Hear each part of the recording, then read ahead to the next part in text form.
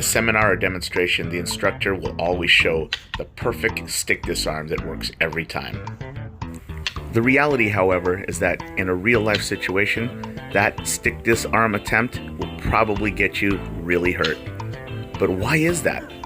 Why didn't it work? Hey everybody, Guru Jerry Valido with Cinco Estilos Urban Arnis. You know, the thing about stick disarms is that they have to be earned. You can't just pull a stick disarm off.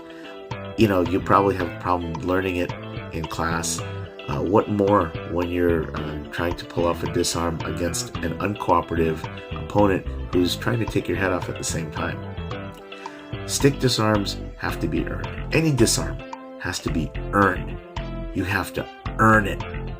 And you know what? That seminar that you just paid $100 for, where you learned all these great disarms, don't be surprised if they don't work in a real situation. Today we're going to look at how you can make your disarm work, or at least increase the likelihood of you not getting your head knocked off while trying to disarm this opponent. Stay tuned. Let's take, for example, this disarm off the angle 2 attack, where I very easily tap the opponent's weapon arm, moving it into my elbow so that I can disarm his stick very effortlessly. The unfortunate reality, however, is that the opponent is not going to cooperate with you. He wants his weapon back. One is not going to magically just disarm a weapon from an uncooperative, fighting opponent. So what we have to do is utilize something called a distraction strike.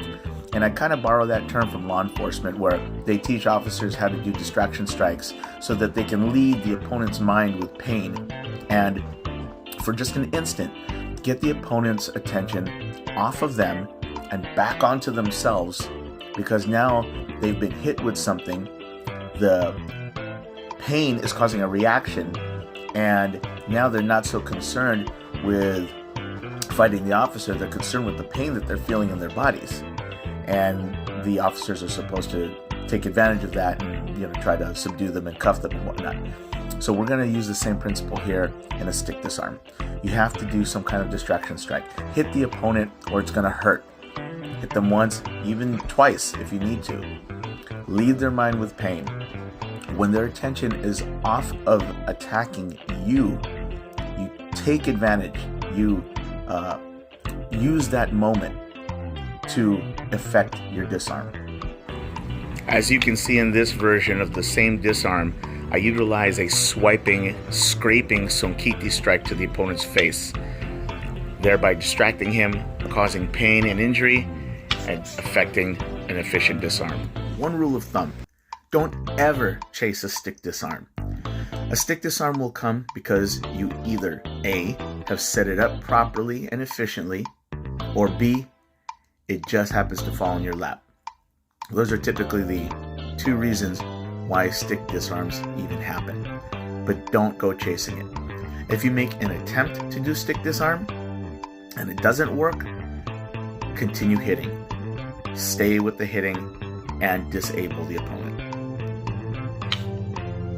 Quickly revisiting the technique that we saw at the introduction of this video, this inside block off at angle 1 and the disarm that follows is now done properly, utilizing 2 distraction strikes and then stripping the stick.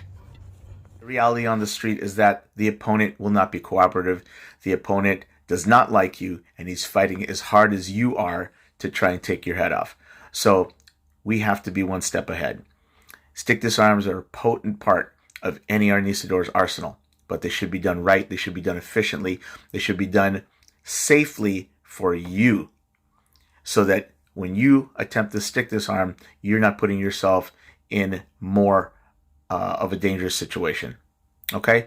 Thank you for watching. I hope something you saw today is something that you can take back to your people, to take back to your classes. Have a great one, and we'll see you on the next one.